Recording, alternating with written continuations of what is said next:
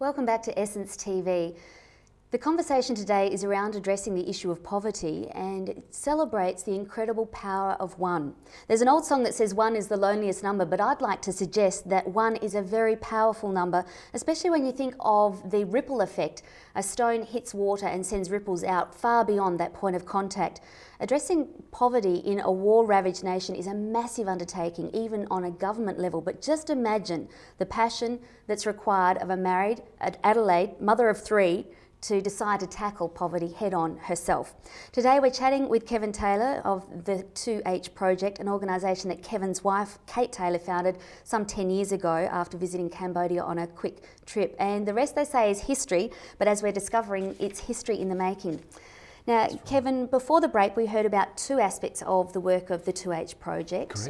Safe arrivals, helping for birthing, and also Sight for Life, to do with cataract operations. A couple of other aspects of the work of the 2H Project. Farming for Futures, what's that about? Kari, we decided a long time ago that international development requires donor funds. It requires many people to be generous to get our projects up and running and on the ground. And the funds are not easy to come by. And so we recognised that if we were hit by a bus tomorrow, if those that were in the organisation, the board or whoever, for whatever reason the 2H project stopped running, what was the sustainability of our projects like on the ground? So Farming for Futures was an answer to that, was a response to that.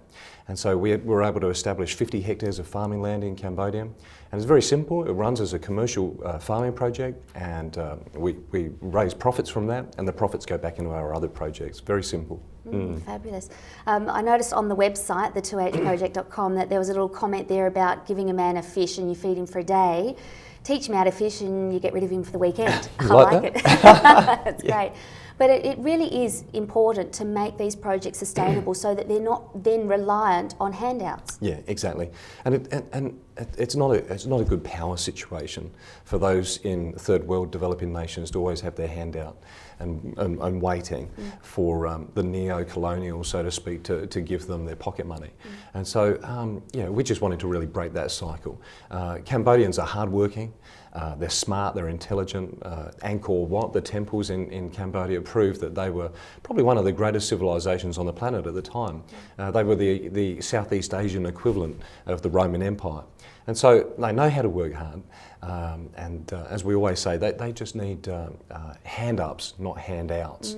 And so we've tried to work towards that axiom and establish them so that they're able to run the projects themselves. You know. And I really love too that you work in partnership. It's not, as you said, those neo-colonials walking in and saying, well, this is how it's done. It's actually listening to the people on the ground and saying, what do you need? Yeah, that's right.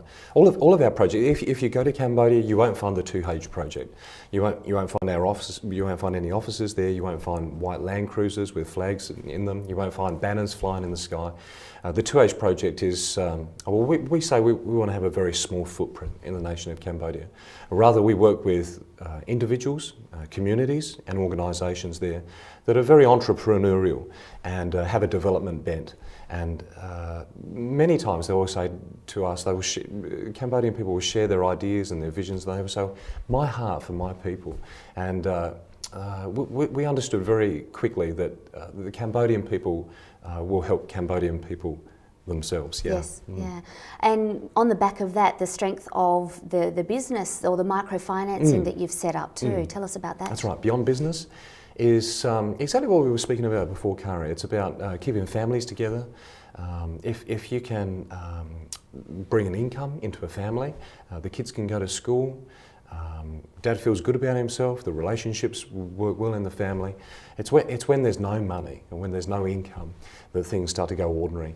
And it's interesting to note, just recently on the news, the Cambodian textile industry, it's probably been one of the hardest hit industries across the world because of the global financial crisis. And I think they're estimating something like 200,000 jobs are going to be lost over there.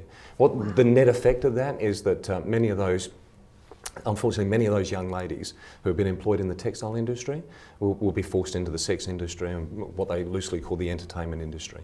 And so we try and put people in jobs, keep families together, bring an income, and you bring some self-sufficiency there. Now, all of that just highlights a lot of the need and the fact that there's going to be even greater need now because of the global financial crisis. There's more need than one person, one super mum, Kate Taylor, can do, even ably backed by husband Kevin and the boys. But so how does 2H Project work? That's a great question, Kari. How does it work?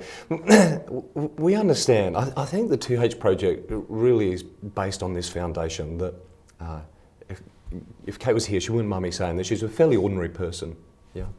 And yet ordinary people can do extraordinary things, yeah? And so we've developed now the opportunity and a doorway by which other ordinary people can join together and be a part of some of these extraordinary development projects. And so we like to think of the 2H Project as the corner shop boutique of the development world and the development agencies. And we give people the opportunity to interface, very hands-on, very grassroots development projects. And so we're looking for as many people as possible that just want to say, yeah, you know, some of these people that likewise sit at home, look at the TV, go, I'd love to do something, but I'm not sure how. And most people, Kari, want to do more than just write checks. Right. They want to do more than just give money. And so the 2H Project gives them that real interface, that real opportunity to do more than just give money.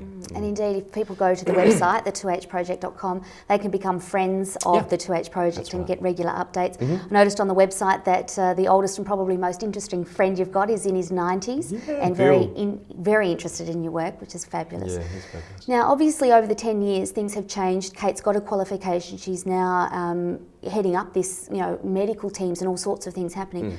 What's the biggest change that you've seen in the organisation in 10 years?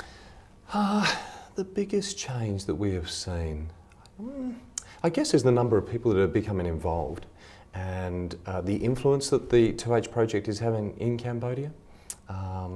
Just over the last few years, the Safe Arrivals Project in particular has led to us having a relationship with the Ministry of Health over there, so we have a memorandum of understanding with the Cambodian Ministry of Health.